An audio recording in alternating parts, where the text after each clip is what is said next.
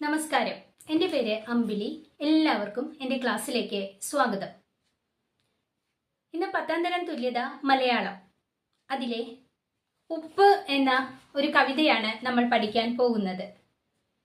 ഈ കവിത എഴുതിയിരിക്കുന്നത് സച്ചിദാനന്ദൻ ആണ്.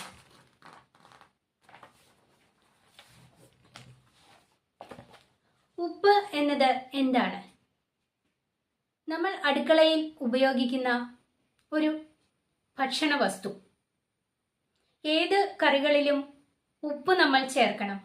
ഉപ്പ് ചേർത്തില്ലെങ്കിൽ അതിന് യാതൊരുവിധ സ്വാദും ഇല്ല. ഇതൊക്കെ നമുക്കറിയാം. ഇവിടെ കവി നമ്മോട് പറയുന്നത് ഉപ്പ് സത്യാഗ്രഹത്തെ കുറിച്ചാണ്. ഉപ്പ് സത്യാഗ്രഹം ഇന്ത്യൻ സ്വാതന്ത്ര്യ സമര ചരിത്രത്തിലെ ഒരു പ്രധാന സംഭവം തന്നെയാണ്. 1930 മാർച്ച് 12 മഹാത്മാഗാന്ധിയുടെ നേതൃത്വത്തിൽ സബർമതി ആശ്രമത്തിൽ നിന്നും 390 കിലോമീറ്റർ അകലെയുള്ള ദണ്ഡി എന്ന തീരപ്രദേശത്തെ ഒരു കാൽനടയാത്ര നടക്കുന്നത്. ഏകദേശം ഒരു 60,000 ആളുകൾ ആ കാൽനടയാത്രയിൽ പങ്കെടുത്തു എന്നാണ് പറയപ്പെടുന്നത്. അവർ ദണ്ഡി കടൽ തീരത്തെത്തുകയും കടൽ വെള്ളം വറ്റിച്ച് ഉപ്പുണ്ടാക്കി ബ്രിട്ടീഷ് ഗവൺമെന്റിനോട് പ്രതിഷേധം രേഖപ്പെടുത്തുകയും സമരം ചെയ്യുകയും ചെയ്തു. എന്തിനാണ് മഹാത്മാഗാന്ധിയുടെ നേതൃത്വത്തിൽ അന്ന് ആ ഉപ്പ് നിയമം ലംഘിച്ചത്, അല്ലെങ്കിൽ ഉപ്പ് സത്യാഗ്രഹം നടത്തിയത്? നമ്മുടെ രാജ്യം അന്ന് ബ്രിട്ടീഷ് ഭരണത്തിന് കീഴിലായിരുന്നല്ലോ. ഇവിടെ കച്ചവടത്തിന് വന്ന വിദേശീയർ നമ്മുടെ നാട് കൈയടക്കി അവരുടേതാക്കി മാറ്റി, നമ്മളെ അടിമകളാക്കി മാറ്റി. വളരെ വർഷങ്ങളോളം നമ്മൾ ബ്രിട്ടീഷ് ഭരണത്തിന് കീഴിലായിരുന്നു. അന്നത്തെ ജനങ്ങൾ അടിമത്തത്തിന്റെ ഒരുപാട് കയ്പുനീർ അന്ന് അനുഭവിച്ചിട്ടുണ്ട്. ആ അടിമത്തത്തിൽ നിന്നും നമ്മളെ മോചിപ്പിക്കുവാൻ മഹാന്മാരായ പലരും സ്വന്തം ജീവൻ ബലി നൽകിയിട്ടുണ്ട്. അങ്ങനെയുള്ള പലരുടെയും കഠിന പരിശ്രമത്തിന്റെയും പ്രവർത്തനങ്ങളുടെയും ഒക്കെ ഫലമായിട്ടാണ് നമ്മൾ ഇന്ന് അനുഭവിക്കുന്ന ഈ സ്വാതന്ത്ര്യം നമുക്ക് ലഭ്യമായത്. ബ്രിട്ടീഷ് ഗവൺമെന്റ് ഇന്ത്യയിൽ ഉപ്പിന് നികുതി ചുമത്തി. ഇതിൽ പ്രതിഷേധിച്ചിട്ട്, ഉപ്പിന് മാത്രമല്ല മറ്റു പല കാര്യങ്ങൾക്കും അവർ നികുതി ചുമത്തുകയുണ്ടായി. ഇതിൽ ഉപ്പിന് നികുതി ചുമത്തിയപ്പോഴാണ് ഏറ്റവും കൂടുതൽ പ്രതിഷേധം ഇവിടെ അലയടിച്ചത്. ഇതിൽ പ്രതിഷേധിച്ചിട്ടാണ് ഗാന്ധിജി ഉപ്പ് സത്യാഗ്രഹം നടത്തിയത്. അദ്ദേഹം വാളെടുത്തോ തോക്കെടുത്തോ അല്ല ശത്രുക്കളോട് പോരാടിയത്. നിശബ്ദ പോരാട്ടമായിരുന്നു. അതിന്റെ പ്രധാനമായും അദ്ദേഹം സ്വീകരിച്ച മാർഗം അഹിംസാരഹിതമായ സത്യാഗ്രഹം എന്ന രീതിയായിരുന്നു. അന്നത്തെ ആ ബ്രിട്ടീഷ് ഭരണത്തിനെതിരായിട്ട് ഗാന്ധിജി ചെയ്ത ഉപ്പു സത്യാഗ്രഹത്തെ അനുസ്മരിച്ചുകൊണ്ട്, അതിലെ കാര്യങ്ങൾ കാണിച്ചുകൊണ്ട് നമ്മോട് കവി ഈ കവിതയിലൂടെ ചില കാര്യങ്ങൾ പറഞ്ഞു തരികയാണ്. അത് എന്താണെന്ന് നമുക്കൊന്ന് നോക്കാം. ഉപ്പ് സച്ചിദാനന്ദൻ. 90 വർഷം മുൻപ് സമുദ്രത്തിന്റെ നിരന്തര തരംഗങ്ങളുടെ വിയർപ്പ് വറ്റിച്ച് ഞങ്ങൾ ഉണ്ടാക്കി ഒരു പിടി ഉപ്പ്. മെലിഞ്ഞ ഒരു കൈയിൽ ഉയർത്തിപ്പിടിച്ച ലോലമായ വെളുപ്പിന്റെ ഒരു മുട്ട്. ഒരു കൈ പെട്ടെന്ന് വിലങ്ങണിഞ്ഞ 60,000 കയ്യുകളായി. സൂര്യൻ അസ്തമിക്കാത്ത സാമ്രാജ്യത്തിനെതിരെ ഉയർത്തിപ്പിടിച്ച പല കോടി മുഷ്ടികളായി അന്നു മുതൽ സത്യം തടവിലാക്കപ്പെട്ട ഉപ്പെന്നറിയപ്പെട്ടു. രാമൻ, അള്ള, ഖുദാ, മിശിഹ എല്ലാമായിരുന്നു ഞങ്ങൾക്ക് ആ ഉപ്പ്. കടൽനുരയിൽ നിന്നുയർന്ന് അടുക്കളയിലെത്തിയ പ്രവാചക, സ്വപ്നങ്ങളുടെ നിത്യസംരക്ഷകയായ വെള്ളച്ചിറകുള്ള മാലാഖ. ഒരു പിടി സ്വാതന്ത്ര്യം, ഒരു പിടി സമത്വം, ഒരു പിടി സ്നേഹം, ഒരു പിടി കാരുണ്യം, ഒരു ലവണബുദ്ധൻ. ഇന്ന് ഞങ്ങൾ ഒരിക്കൽ കൂടി ഉയർത്തുന്നു സമുദ്രനീലയുടെ പശ്ചാത്തലത്തിൽ വെളുത്ത ഉപ്പിന്റെ ഒരു പതാക. ഞങ്ങൾക്കിനിയും ദർശനം നൽകാതെ തെന്നിപ്പോകുന്ന കൃഷ്ണകേശിനിയായ സ്വാതന്ത്ര്യം, ഞങ്ങൾ ഇന്നും ചെവിയോർത്തിരിക്കുന്ന ശുഭ്രസമതയുടെ തുഷാര വിസ്താരം, ഞങ്ങളുടെ മാംസവും മിഴിനീരും കൊണ്ട് ശ്വേതസുഗന്ധിയായ തയമ്പുറ്റ ഒരു കൈ, 90 വർഷം മുൻപ് ഗാന്ധി ദണ്ഡിയിലുയർത്തിയ കലാപത്തിന്റെ മണൽത്തരികൾ, പറ്റിപ്പിടിച്ച അരികു കറുത്ത നീതിയുടെ ഒരു പിടി ഉപ്പ്. ഇത്രയുമാണ് കവിത. നമുക്ക് കവിതയുടെ അർത്ഥതലങ്ങളിലേക്ക് ഒന്ന് കടക്കാം.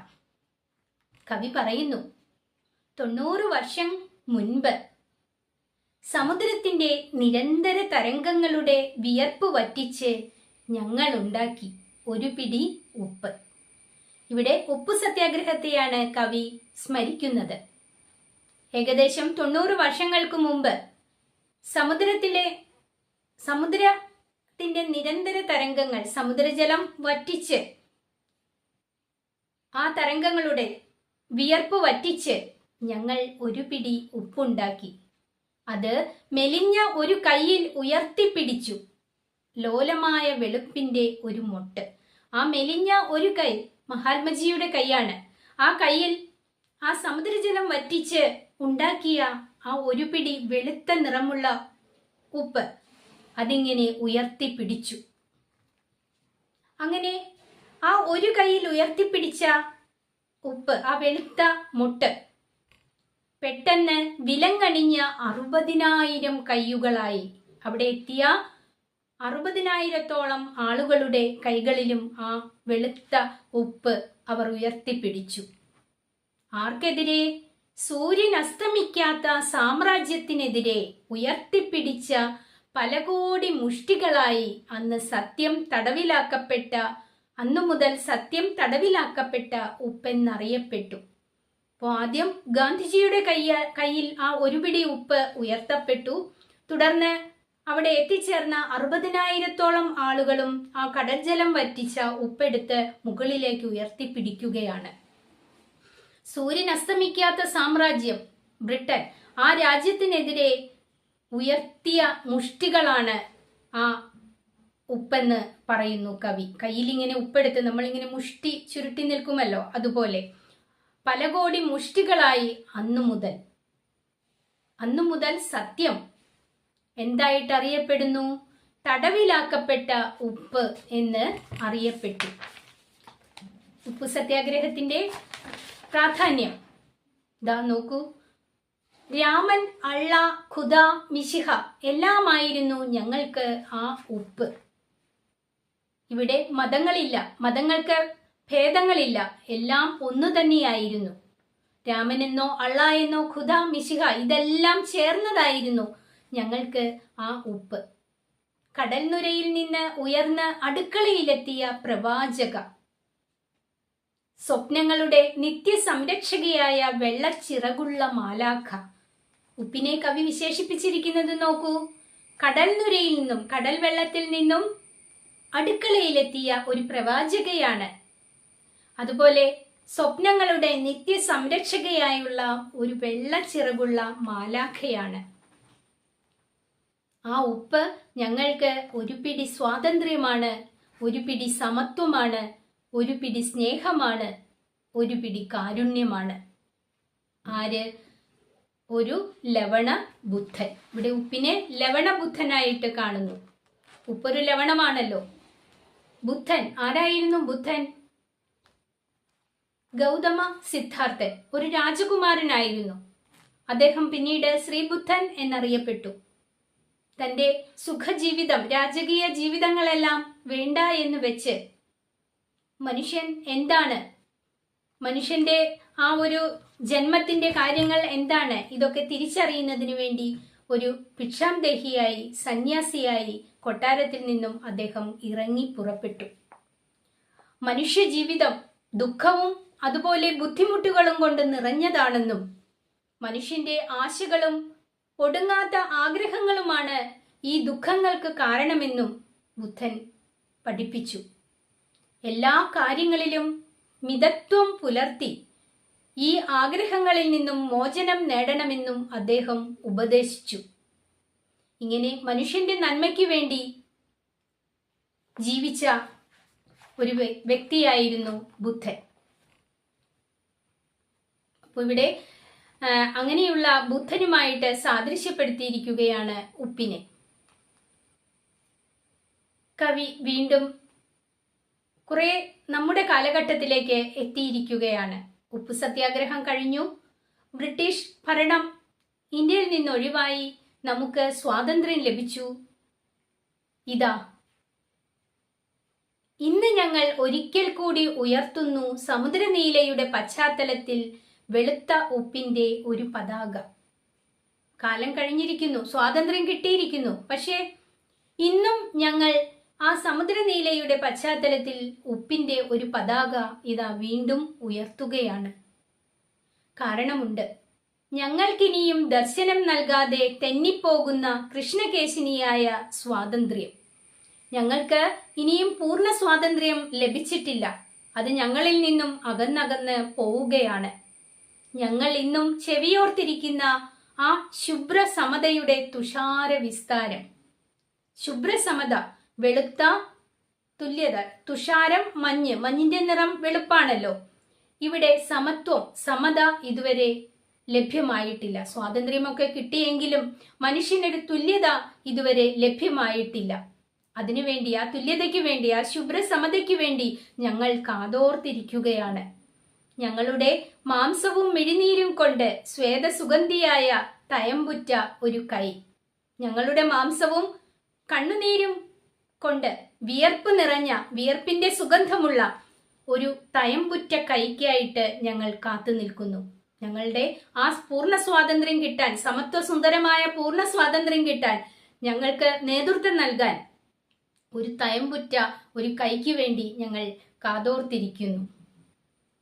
90 വർഷം മുൻപ്, വീണ്ടും പഴയ കാലത്തേക്ക് പോവുകയാണ്, ഗാന്ധി ദണ്ഡിയിൽ ഉയർത്തിയ ആ കലാപത്തിന്റെ മണൽത്തരികൾ. ഉപ്പു സത്യാഗ്രഹത്തെ കുറിച്ചാണ് പറയുന്നത്. അതിൽ പറ്റിപ്പിടിച്ച അരികു കറുത്ത നീതിയുടെ ഒരു പിടി ഉപ്പ്. അന്നത്തെ ആ ഉപ്പും കയ്യിൽ പിടിച്ചുകൊണ്ട് ഞങ്ങൾ ഇന്നും നിൽക്കുകയാണ്. പൂർണ്ണ സ്വാതന്ത്ര്യത്തിന് വേണ്ടി, സമത്വസുന്ദരമായ ആ സ്വാതന്ത്ര്യത്തിന് വേണ്ടി ഞങ്ങൾ ഇങ്ങനെ ഉപ്പും കയ്യിലുയർത്തി നിൽക്കുകയാണ് എന്ന് പറഞ്ഞ് കവി കവിത അവസാനിപ്പിക്കുന്നു. ഇതിന്റെ പഠന പ്രവർത്തനങ്ങളിൽ ചിലത് നമുക്കൊന്ന് നോക്കാം. ലോലമായ വെളുപ്പിന്റെ മൊട്ട്. കവിതയിലുള്ള സമാന പ്രയോഗങ്ങൾ കണ്ടെത്തുക, അവയുടെ അർത്ഥതലങ്ങൾ വിശകലനം ചെയ്യുക. ലോലമായ വെളുപ്പിന്റെ മൊട്ട്. ഉപ്പിനെ കുറിച്ചാണല്ലോ ഇങ്ങനെ പറഞ്ഞിരിക്കുന്നത്. ഉപ്പിന്റെ നിറം വെളുപ്പാണ്, അതുകൊണ്ടാണ് ലോലമായ വെളുപ്പിന്റെ മൊട്ട് എന്ന് പറയുന്നത്. അതുപോലെ ധാരാളം പ്രയോഗങ്ങൾ ഈ കവിതയിൽ നമുക്ക് കാണാൻ സാധിക്കും. അടുക്കളയിലെത്തിയ പ്രവാചക, സ്വപ്നങ്ങളുടെ നിത്യസംരക്ഷകയായ വെള്ളച്ചിറകുള്ള മാലാഖ, ഇങ്ങനെയെല്ലാം വിശേഷിപ്പിക്കുന്നുണ്ട്. മാലാഖ എല്ലാവരെയും സംരക്ഷിക്കുകയും സന്തോഷിപ്പിക്കുകയും ചെയ്യുന്ന ഒരു പ്രതീകമാണല്ലോ. പിന്നെ കൃഷ്ണകേശിനിയായ സ്വാതന്ത്ര്യം, ശുഭ്രസമതയുടെ തുഷാര വിസ്താരം, ഇതെല്ലാം ഇതിനുദാഹരണമാണ്. അടുത്തത്, ഒരു പിടി സ്വാതന്ത്ര്യം, ഒരു പിടി സമത്വം, ഒരു പിടി സ്നേഹം, ഒരു പിടി കാരുണ്യം, ഒരു ലവണബുദ്ധൻ. ഗാന്ധിജിയെയും ബുദ്ധനെയും ബന്ധിപ്പിച്ചുകൊണ്ട് ഈ വരികളുടെ ധ്വനിതലങ്ങൾ വിശദമാക്കുക. മഹാത്മാഗാന്ധി, നമ്മുടെ രാഷ്ട്രപിതാവ്, നമ്മുടെ സ്വാതന്ത്ര്യത്തിന് വേണ്ടി, നമ്മുടെ രാജ്യത്തിന്റെ സ്വാതന്ത്ര്യത്തിന് വേണ്ടി അഹോരാത്രം പ്രയത്നിച്ച മഹാവ്യക്തി. സ്വന്തം ജീവിതത്തിന് പ്രാധാന്യം കൊടുക്കാതെ രാജ്യത്തിന്റെ സ്വാതന്ത്ര്യത്തിന് വേണ്ടി ജീവിതകാലം മുഴുവൻ ചിലവഴിച്ച വ്യക്തിയായിരുന്നു നമ്മുടെ മഹാത്മജി. അദ്ദേഹം സ്വാതന്ത്ര്യത്തിന് വേണ്ടിയിട്ടും സമത്വത്തിന് വേണ്ടിയിട്ടും അഹോരാത്രം പ്രയത്നിച്ചു. ബ്രിട്ടീഷ് ഗവൺമെന്റിനെതിരെ സത്യാഗ്രഹം എന്ന സമരമുറയിലൂടെ അദ്ദേഹം പ്രവർത്തിച്ചു. അദ്ദേഹത്തിൻ്റെയും മറ്റു പല നേതാക്കളുടെയും കഠിനമായ പ്രയത്നത്തിലൂടെ നമുക്ക് സ്വാതന്ത്ര്യം ലഭിക്കുകയും ചെയ്തു. ഗാന്ധിജിയെ പോലെ തന്നെ ശ്രീബുദ്ധൻ രാജകുമാരനായി ജനിച്ച അദ്ദേഹം അതെല്ലാം ഉപേക്ഷിച്ച് മനുഷ്യ നന്മയ്ക്ക് വേണ്ടിയിട്ട് ഒരു സന്യാസിയായി കൊട്ടാരത്തിൽ നിന്നും പുറപ്പെടുന്നു.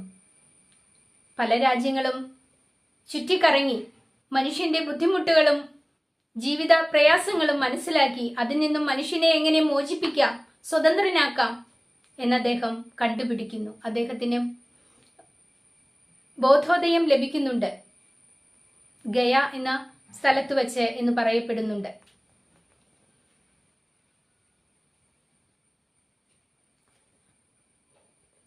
ഇവിടെ അടുത്തൊരു ചോദ്യമുണ്ട്. 90 വർഷം മുമ്പ് സമുദ്രത്തിന്റെ നിരന്തര തരംഗങ്ങളുടെ വിയർപ്പ് വറ്റിച്ച് ഞങ്ങൾ ഉണ്ടാക്കിയ ഒരു പിടി ഉപ്പ്. ഉപ്പ് സത്യാഗ്രഹം എന്ന സമരമുറയുടെ എന്തെല്ലാം സവിശേഷതകൾ അവതരിപ്പിക്കാൻ ഈ വരികൾക്ക് കഴിയുന്നുണ്ട്. ഉപ്പ് സത്യാഗ്രഹം തന്നെയാണ് ഇവിടെ പറയുന്നത്. 1930 നടന്ന സത്യാഗ്രഹം. സബർമതി ആശ്രമത്തിൽ നിന്നും ദണ്ഡി കടൽപ്പുറം വരെ അനേകം ആളുകൾ ഗാന്ധിജിയുടെ നേതൃത്വത്തിൽ കാൽനടയായി യാത്ര ചെയ്യുകയും അവിടെ ദണ്ഡിയില് കടൽവെള്ളം വറ്റിച്ച് ഉപ്പുണ്ടാക്കി തങ്ങളുടെ പ്രതിഷേധം രേഖപ്പെടുത്തുകയും ചെയ്തു. ഉപ്പിന് ബ്രിട്ടീഷ് ഗവൺമെന്റ് നികുതി ചുമത്തിയതാണ് ഈ പ്രതിഷേധത്തിന് കാരണമായി തീർന്നത്. ഇവിടെ ഗാന്ധിജി അഹിംസയിൽ അടിസ്ഥാനമായ സത്യാഗ്രഹ മുറകളാണ് തന്റെ സ്വാതന്ത്ര്യ സമര കാര്യത്തിനു വേണ്ടി പൂർണ്ണമായിട്ടും വിനിയോഗിച്ചിരുന്നത്. തോക്കെടുത്തോ അല്ലെങ്കിൽ വാളെടുത്തോ ഉള്ള യുദ്ധമല്ല അദ്ദേഹം ചെയ്തത്. സഹനത്തിന്റെയും അതുപോലെ അഹിംസയുടെയും അടിസ്ഥാനത്തിലുള്ള യുദ്ധം. ഇത്രയും കാര്യങ്ങളാണ് ഈ പദ്യഭാഗത്ത് എനിക്ക് പറഞ്ഞു തരാനായിട്ടുള്ളത്. അപ്പൊ നമുക്ക് അടുത്ത ക്ലാസ്സിൽ അടുത്ത പാഠവുമായിട്ട് വരാം. അതുവരെ